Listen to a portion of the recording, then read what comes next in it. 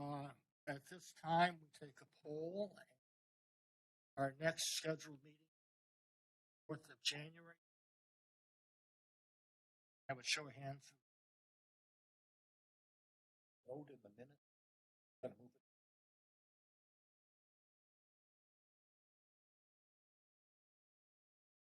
Jason, can you hear us? Tentatively moving.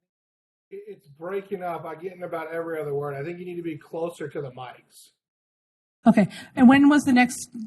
Were we going to have a meeting January 8th? Or are we still thinking of January 8th? We're going to do one on January 4th to get the chair elected, go over the information for the joint meeting, and do the stormwater code. And then on, I think it's the third Wednesday, we're going to try to do the joint meeting with the city council, or that Tuesday. Is that the 18th? That was a little change from what we talked about last time. All right. Okay. Show of hands for those who can make it on the 4th. And we have a quorum, and we have everybody coming. And on January 4th, approval of the minutes. Will somebody make a motion to approve the minutes? Question, council. Joint meeting.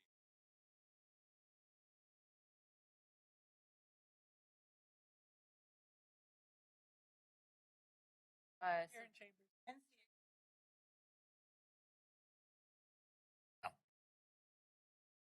Tentatively, the might move to the 17th. That's the council. Jason, when's the joint meeting?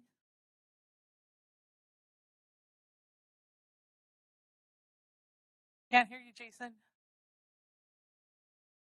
I have to talk to the deputy mayor, but I'm going to shoot for January 17th, which is the city council workshop night, as the first option. And if not that, then do the 18th. I will let you know for sure at the January 4th meeting, or if I know earlier, I'll send out an email. But I'm waiting. I have to talk to the deputy mayor to see when he wants it on the agenda. Pencil in the 17th. Approval of the minutes. Will somebody make a motion to approve the minutes? So moved. Is there a second? Second. Moved and seconded. Any corrections, omissions, additions? Call the question. All those in favor of approving the minutes, say aye. Aye. Opposed? The ayes have it. Minutes are approved. Public comments and concerns? None. None. And nobody in the audience. This time I'm going to open up the public hearing for ordinance 23-02, 2022, Development Code Update. Jason, can we get a briefing? I'm going to defer to Medi. She'll give you the briefing as her last official act this year. Okay, so Medi Brazel, Associate Planner. So to go over the 2022 Development Code updates, no changes have been made since the last meeting. However, these updates are to go through and update any inconsistencies or errors in the code. Many of them are updating references that have changed throughout the year for other codes.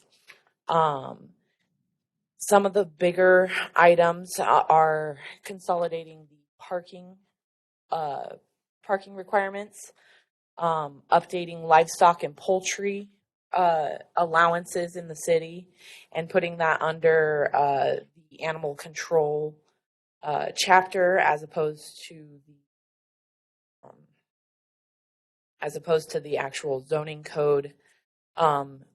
Cleaning up some of the building codes to meet some updates through the International Fire Code and the International Building Code. One of the bigger ones is updating our tree code to be a bit more user friendly, is what I like to call it. We've ran into some issues with our current tree code, and so we're hoping this will make things a bit easier for applicants to understand what our tree code is actually saying. Some additional changes that are being proposed. Certain definitions have been added based on the additional chapters that have been proposed, like the parking and the lighting code that's being proposed. We updated the land use matrix to add the group home note, and that's based on state law changes. Another one that is a state law change is the electric vehicle ordinance that is now required for commercial properties in Washington State. Let's see.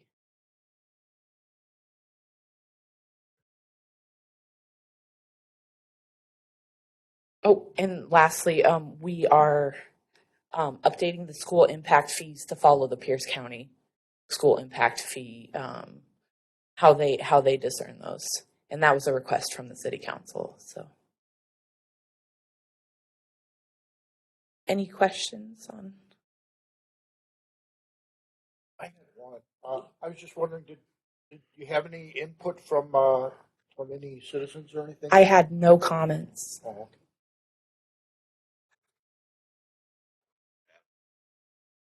Any questions?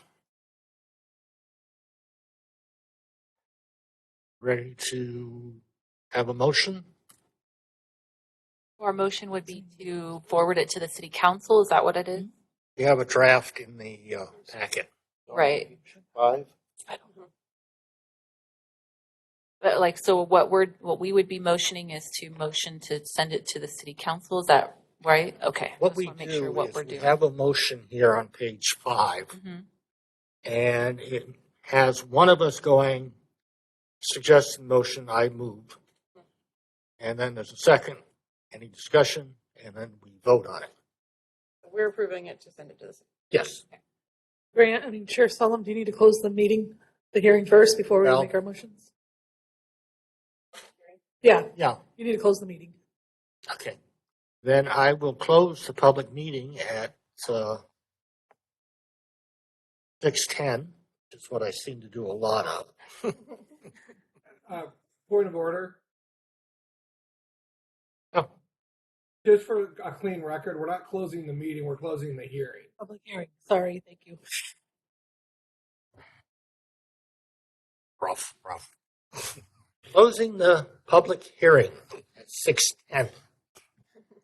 Now we move on to the motion to approve this and send it on to council. And would our newest member like to make the motion? I would love to. I move to recommend the city council approve ordinance D 23-02, amending the standards outlined in the development code. I'll second that. Oh, Craig? I'll second. Greg seconds it. Any discussion, comments? Easy game. No? All those in favor of approving the motion, sending it on to the council, say aye. Aye. The ayes have it, and it goes on. Old and continuing business, none.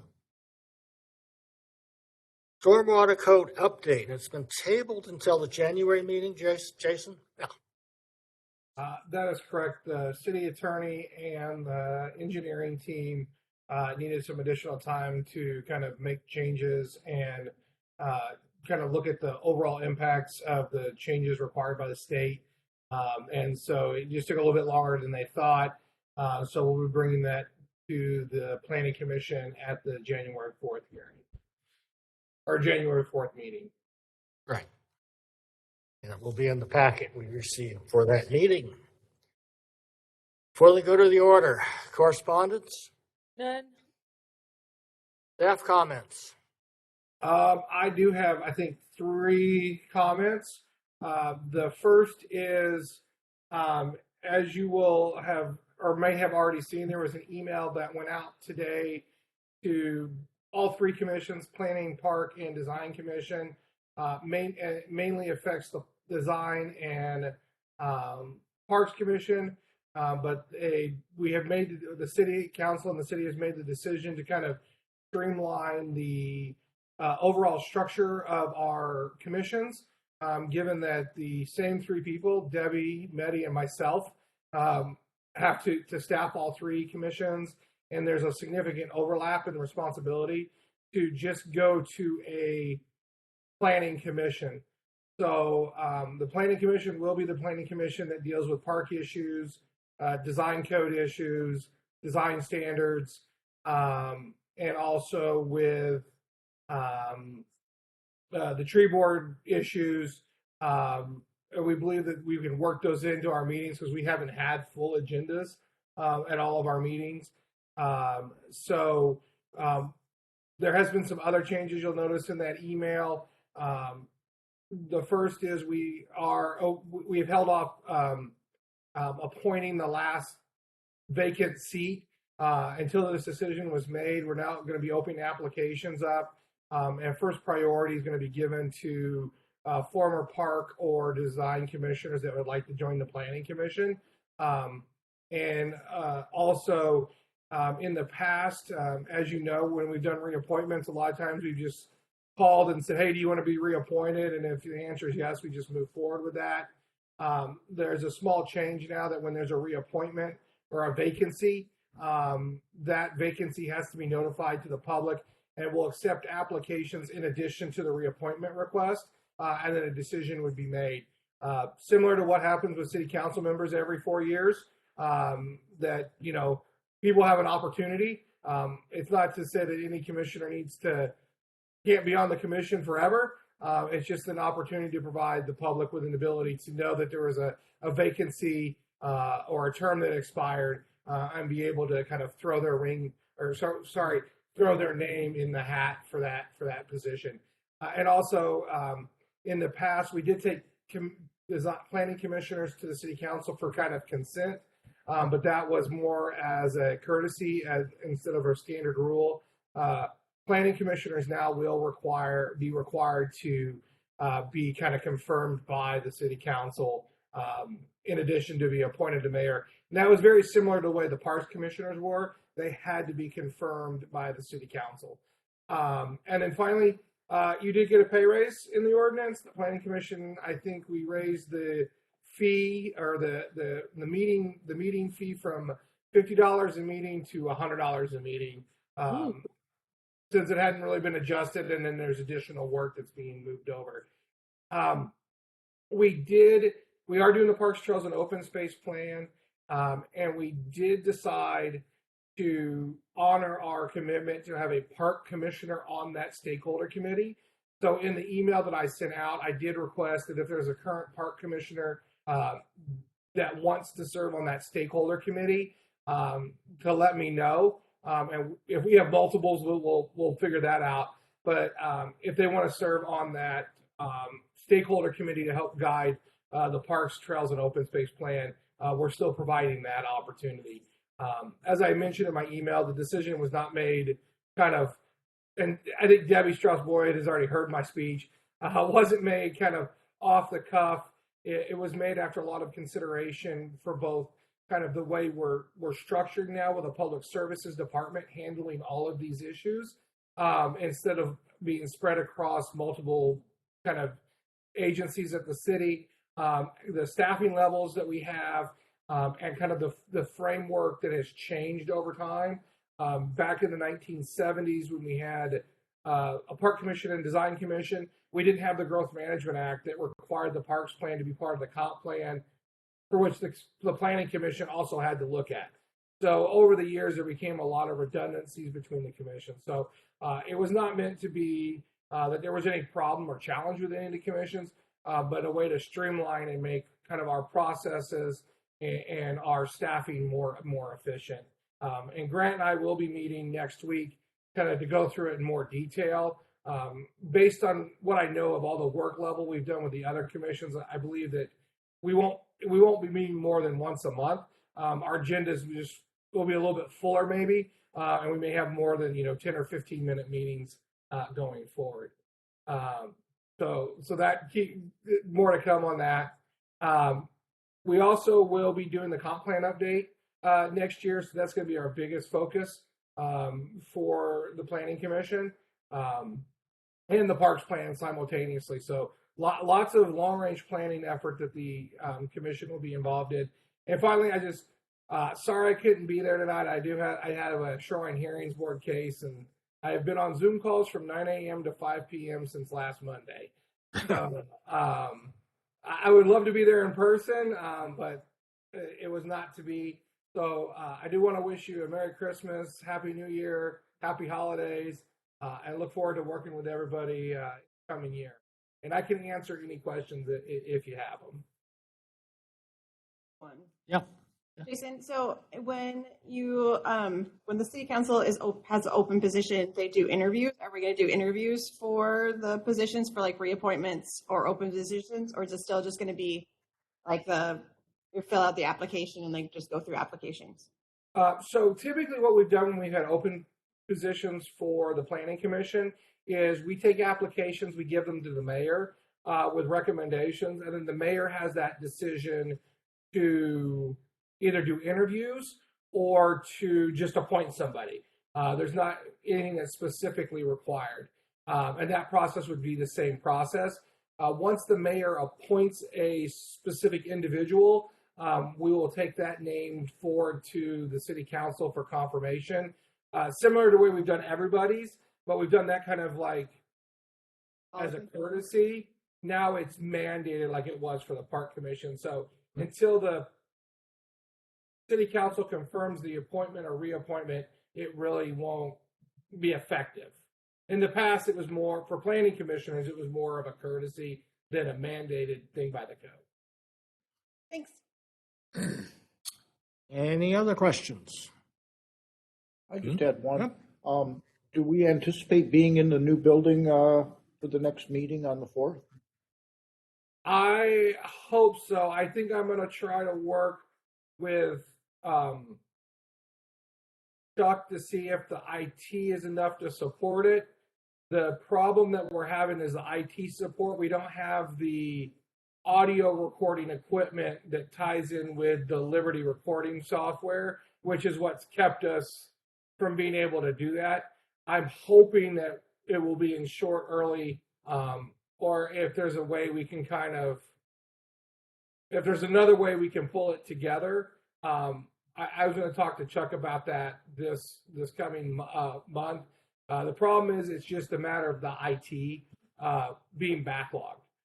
We haven't received all the equipment, the microphones, the integrating software that allows the microphones to go into the city's recording system. The screen's not there and the projector's not there. So it's a matter of that IT supply chain.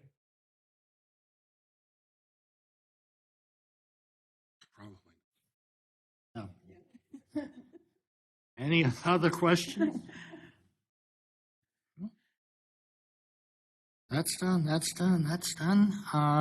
Commissioner comments. Merry Christmas to everybody. Glad you all. And Merry Christmas. Yes. And remember Pearl Harbor. Oh, yes. It is. Oh my gosh, it is, isn't it? Mm-hmm. That's it. Motion to adjourn. So moved. Moved, second. Second. Moved and seconded. Any comments? No. All those in favor of adjournment, say aye. Aye. We're adjourned. We meet again in January 4th, 2023. Thank you. Crazy.